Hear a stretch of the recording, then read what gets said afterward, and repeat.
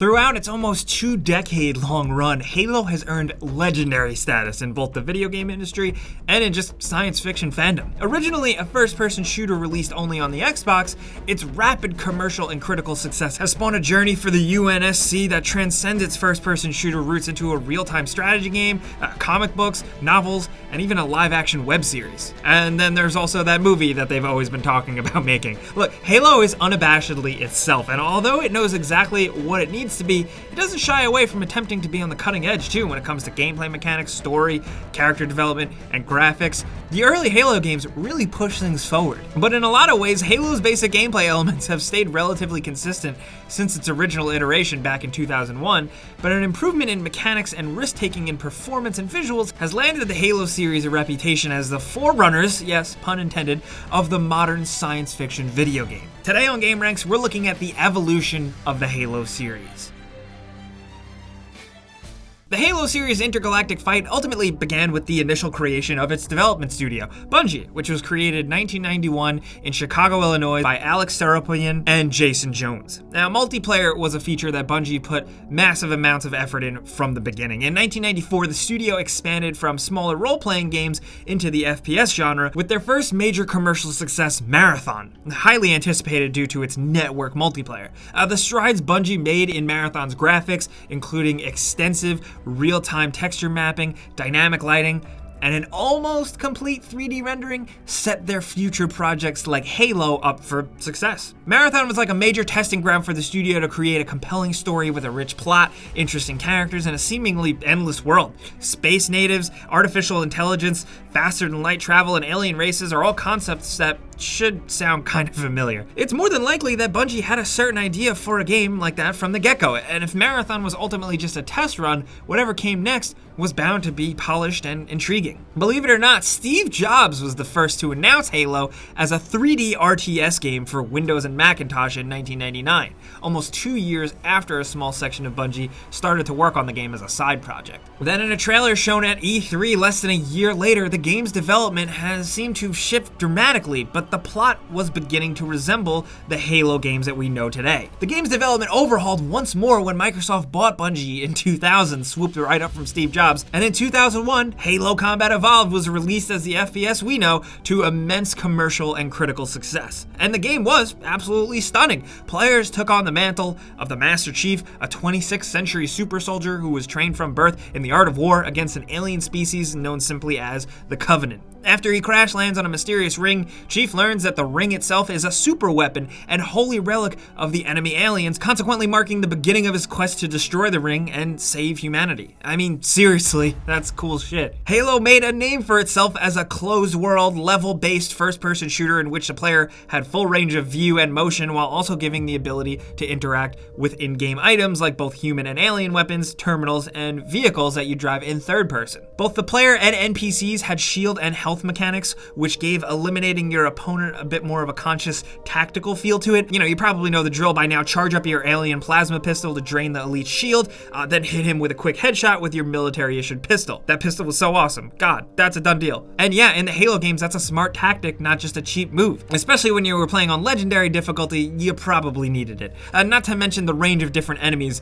This game was so vast. Each AI combatant had its own different mannerisms, weaknesses, and strengths that made you pray to the RNG gods every time you respawn that a grunt wouldn't stick you with a plasma grenade and kill you right out of the gate, which even though you would die, it was still fun to watch. The game also killed it with its amazing multiplayer feature. Although the game did not support Xbox Live at launch since the service wasn't ready, the system-linked aspect became increasingly popular at LAN parties. Let's be honest, the game really in a lot of ways pioneered modern FPS online gameplay still. Halo was revolutionary for its time. Bungie managed to render amazing 3D graphics that were boggling for the time on a new system, and without Halo, who knows how popular the original Xbox would have really been. The console needed a killer app, and Halo was definitely it. Halo's critical success made it easy for Microsoft to see a path into the future for more games and media based in its in-game world, even though Bungie wasn't prepared to make a sequel. Fast forward through a bunch of hard work and money spent, and in 2004, Halo 2 was released. And it was, at the time, the largest entertainment release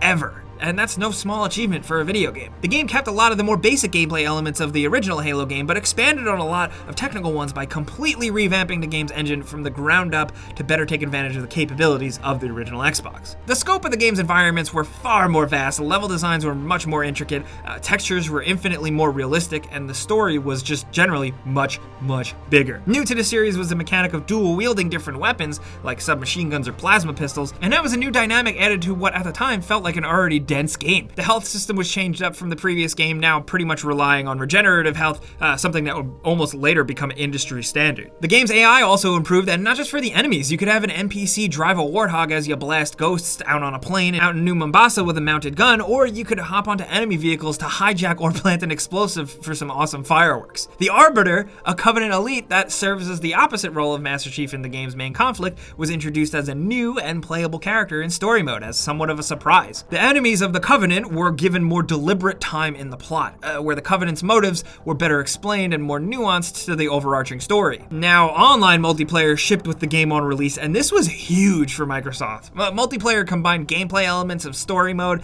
with the online elements of playing with friends. A seamless integration of multiple game modes through a new playlist system of matchmaking made it easy for players to rip each other up with a fancy future plasma rifle through the budding power of the now growing and improving internet. The gameplay was tighter and the matchmaking was captivating a wider audience than its predecessor, and the franchise was becoming, in a way, its own genre of FPS. Halo 2 is where things really freaking exploded. Fast forward to Halo 3, released in the fall of 2007 to record-setting sales numbers and amazing reviews. The newer Xbox 360 console had better hardware that could support a better performing game. And this game delivered. Halo 3 was a massive graphical and executional overhaul from its predecessor, mostly since the hardware included in the Xbox 360, like its improved CPU and graphics card, could handle a more responsive and realistic game engine. The graphics engine employed technology that had not been used in previous Halo games, such as high dynamic range lighting for clearer images and advanced depth of field effects for uses such as like cutscenes and stuff.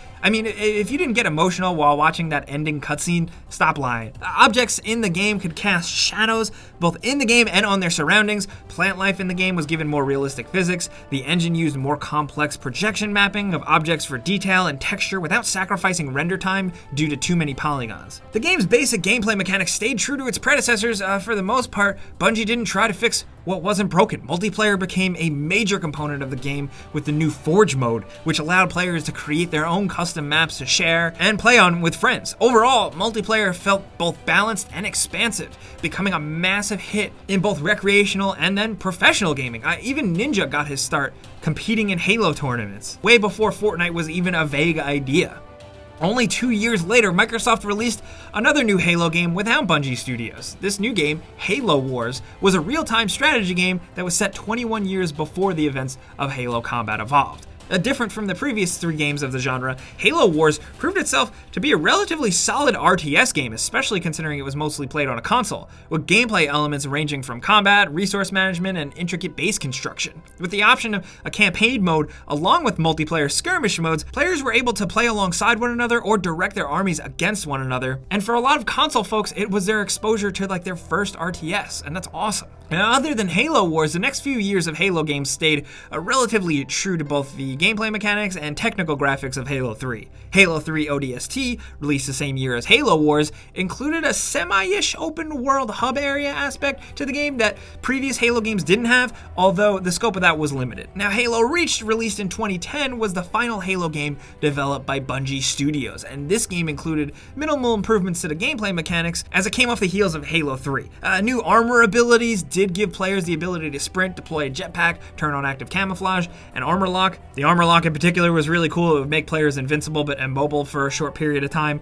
Halo Reach was fun as hell, and Bungie literally took the series full circle with its mesmerizing plot, and even some space fighter sequences that were really cool that a lot of people forget. Now, after Reach, the hype for Halo games sort of quieted down a little bit. Since Bungie departed Microsoft in 2007, a new game developer, 343 Industries, was given control over the Halo franchise. Since their creation, 343 Industries has been responsible for the absolutely movie-like quality remasters of the first 2 Halo games, which was really well appreciated by fans despite a lot of issues with the Master Chief Collection, which we won't get into. You probably remember those if you played it. But then they also worked on a new series of games released following Master Chief after the events of Halo 3. Halo 4 was released in 2012 for Xbox 360, and this time it featured another complete overhaul in graphics. Characters including Cortana and Master Chief were completely redesigned, and the majority of the game was illuminated with light maps that allowed the development team to make the game more realistic. Halo 4 also used motion capture for character performances,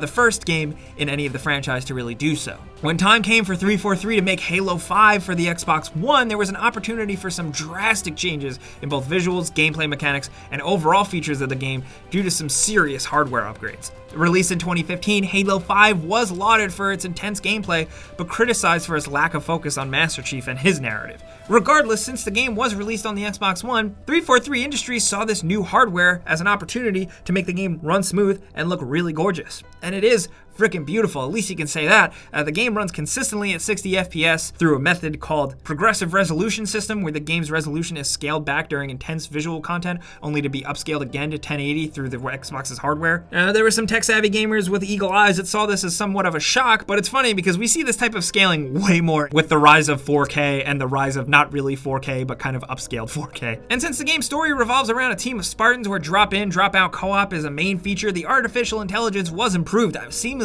integrated and scaled pretty impressively, whether you're playing alone or with friends. It also was pretty much the largest multiplayer suite Halo has ever seen. It did kind of try and go with trends in terms of, some microtransactions and some weird things here and there. And the hardcore players will have their criticisms, but it was a big, massive Halo multiplayer experience, at least. Really, the Halo games have gone through a lot of changes since 2001. Since the beginning, the developers of the game have seen its amazing world and massive scope as a perfect breeding ground for the best of the best in graphics and gameplay, performance, and mechanics.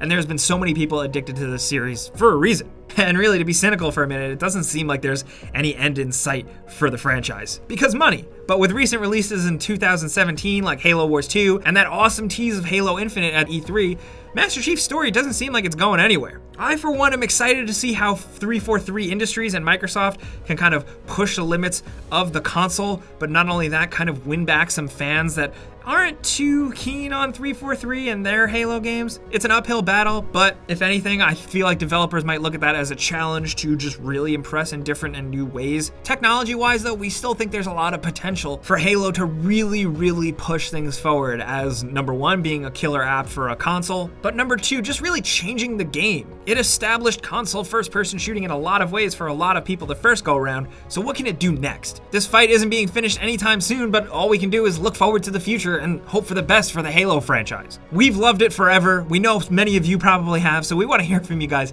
down in the comments. Have you been playing Halo since the beginning? Have you been playing since 2, 3, whatever? We want to hear which one was your first Halo. Do you have any fond Halo memories, maybe playing the original multiplayer, maybe hacked onto a computer, maybe you jumped in with Halo 2 and it was your first experience of Xbox Live? Let's talk about anything Halo and the evolution of it as a series down in the comments. Now, if you enjoyed this video and learned a thing or two, clicking the like button helps us out. We really appreciate it. But if you're new, you should consider subscribing and hitting that notification bell because we put out new videos every single day. But as always, thanks for watching, and we'll see you guys next time.